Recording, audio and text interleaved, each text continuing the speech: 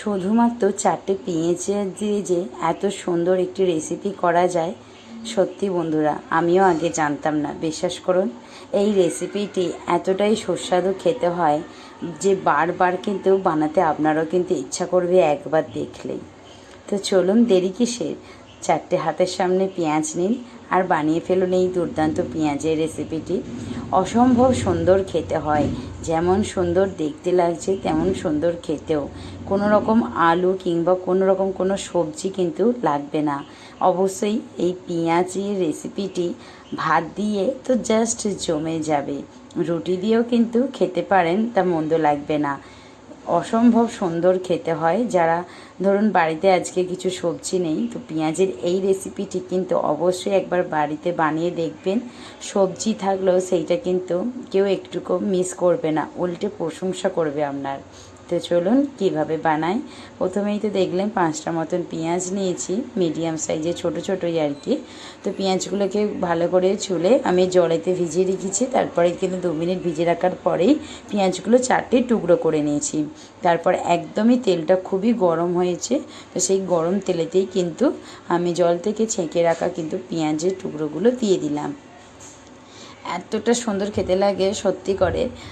আর আমিও তো যখন এইটা প্রথম রেসিপিটি খাই দেখে কিন্তু আমার খুব ভালো লেগেছিল, এবং আমি আমার বড়মশাইকেও খাইয়েছিলাম। ও কিন্তু রেসিপিটি আমার কাছ থেকে জানতেও চেয়েছে যে কীভাবে কিন্তু বানালে। এতটাই সুন্দর বন্ধুরা খেতে লাগে। তো পেঁয়াজের হালকা একটু কালার চেঞ্জ হয়ে গেছে, দেখুন একদমই কিন্তু কোনো ব্রাউন কালার কিংবা বেশি কিন্তু ভাজা নয়। সামান্য ধরুন আমি হাই ফ্লেম রেখেই 2 থেকে 3 মিনিটের মতো নাড়াচাড়া করে কিন্তু পেঁয়াজটা তুলে নিয়েছি। মানে পেঁয়াজের গায়ে হালকা কালার আসবে, পেঁয়াজটা নরম হয়ে যাবে। এই সময় কিন্তু কোনো রকম লবণ ব্যবহার করবেন না পেঁয়াজটা নরম করে নেওয়ার জন্য। তারপরেই একটা মিক্সিং বল নেবেন, তাতে কি করবেন, তা কিছু জিনিস আমরা এখানে পেস্ট করে নেব। যেমন প্রথমেই দিলাম কিন্তু কাঁচা লঙ্কা, তারপরেই কিন্তু টমেটো, একটা টমেটোকে স্লাইস মতন করে ভালো করে আর কি লম্বা লম্বা করে কেটে নিয়েছি। তারপরেই দিলাম আদার টুকরো, মানে আদাটা থাকবে ওই মানে একটা যে আঙুলের সমানে বা দুটো গাঁট এইরকম টাইপের বলতে পারেন, বা 2 ইঞ্চি এরকম আদা, 8 থেকে 10টা গোয়ার মতন রসুন, আর কিছুটা কিন্তু কাজু। ব্যাস, এইগুলো সামান্য একটু জল নেব, জলে ভালো করে একটা স্মুথ পেস্ট বানাতে হবে বন্ধুরা। একদম কোনো দানা ভাব যাতে না থাকে, একদম সুন্দর করে পেস্টটা বানিয়ে নেব। তারপরে এখানে একটা মশলার কিন্তু বা ভালো করে একটা পেস্ট বানিয়ে নেব। পেস্ট বলতে এই যে একটু জল দিয়ে ভালো করে কিন্তু সব মশলাগুলো গুলে নেব। লবণ, লঙ্কার গুঁড়ো, ধনে গুঁড়ো, জিরে গুঁড়ো, হলুদ গুঁড়ো। ব্যাস, আমার এই 2টি কাজ হয়ে গেছে। কড়াটা আমি রেখে দিয়েছি তেলটা, তো ওই তেলেতেই কিন্তু আমার রান্নাটা সম্পূর্ণ হয়ে যাবে। এবার যে পেস্টটা করে রেখেছিলাম, এই যে স্মুথ পেস্টটা, এবার কিন্তু ওইটা দিয়ে দিলাম। এবার ওইটা দেবার আগে কিন্তু আপনাদের কাছে প্রশ্ন আসতে পারে যে কিছু ফোড়ন দেবো না, না কিচ্ছু ফোড়ন লাগবে না। এতটাই ইজি রান্নাটা খেতে, আর এতটাই সুস্বাদুও কিন্তু খেতে লাগে।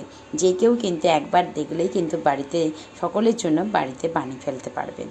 তো মশলাটা দেখতেই পাচ্ছেন, গ্রেভিটা কিন্তু আমার খুবই স্মুথভাবে আমি পেস্ট করে নিয়েছিলাম। তো ভালো করে একটু নাড়াচাড়া 2 থেকে 3 মিনিট নাড়াচাড়া করে নেওয়ার পর ওই যে আমি লঙ্কার গুঁড়োর যে আমি পেস্টটা বানিয়ে রেখেছি, তো সেইটাও কিন্তু এর সঙ্গে আমি অ্যাড করে দেবো। এই যে দেখুন, সেইটাও ভালো করে এর সঙ্গে জল দিয়ে গুলো আমি অ্যাড করে দিচ্ছি। এবং মিক্সিংয়ে যা যা আর কি যেচে মুছে লেগেছিলো সেইটাও সামান্য জল দিয়ে অ্যাড করে নেবো। অতিরিক্ত জল দেবার প্রয়োজন নেই, যতটুকু আমি দেখছেন দিলাম ওই ততটুকু দিলেই যথেষ্ট। আমি একবার তুলে দেখাচ্ছি যে এখন জিনিসটা কত পাতলা আছে, আর এইটা ভালো করে কষিয়ে নেবার পর কতটুকু আমাদের মোটা রাখতে হবে। তো আমি এবারে একটু চাপা দিয়ে দেবো যাতে আমার জিনিসটা কিন্তু তাড়াতাড়ি হয়ে যায়, কারণ একটু তাড়াতাড়িও তো করতে হবে, পরিবারে সবাই অপেক্ষা করছে, তাই না, যে পেঁয়াজ দিয়ে কী এমন রেসিপি হচ্ছে আজকে, এত সুন্দর গন্ধ উঠেছে। এই যে দেখুন এতটা মোটা হয়েছে, আর একটু কিন্তু আমাদের মোটা করতে হবে।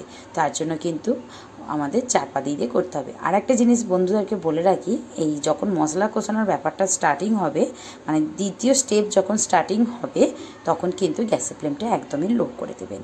তারপরেই কিন্তু এই যে দেখুন মশলার ওপর থেকে একদম ভালোভাবে কষানো হয়ে গেছে। এর আগেও আপনাদেরকে 2বার দেখালাম, তখন তেল ভাসে না। এখন কিন্তু মশলাটা পুরোপুরি কষানো হয়ে গেছে, তেলটা উপর দিকে ভেসে উঠেছে। তো এই পর্যায়ে কিন্তু আমরা ভেজে রাখা যে পেঁয়াজটা সেইটা অ্যাড করে দেবো।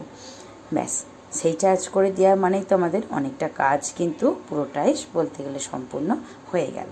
এবার পেঁয়াজের সঙ্গে ভালো করে মশলাটা 1 মিনিটের মতন মিশিয়ে নেব।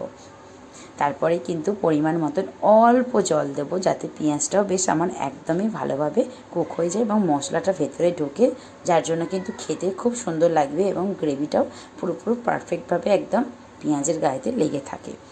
এটা একদমই ঝোল ঝোল রাখবো না, একদমই গ্রেভি টাইপের জিনিস এইটা। তো এই গ্রেভিটা দিয়ে এত সুন্দর খেতে হয় যে আপনারা কিন্তু পুরো ভাতটার এই গ্রেভিটা আর পেঁয়াজটা দিয়ে কিন্তু খেয়ে নিতে পারবেন, এটা প্রমিস করছি।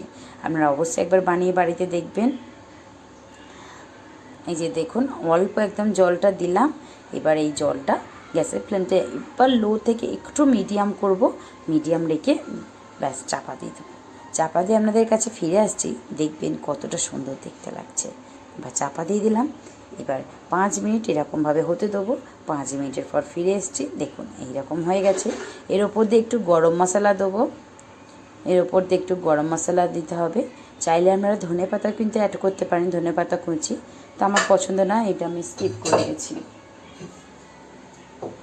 তো এবার আমি গরম মশলাটা অ্যাড করে দিলাম। দেখলেন এটা এভারেস্টের গরম মশলা আমি অ্যাড করেছি। চাইলে আপনারা কিন্তু আপনাদের বাড়িতে থাকা তৈরি করা গরম মশলা অ্যাড করতে পারেন।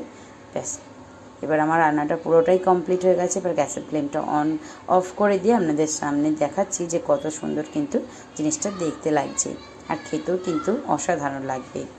তারপর লবণটাও কিন্তু চেক করে নেবেন, আমার লবণ ঠিক আছে তাই আমাকে আর দিতে লাগে না।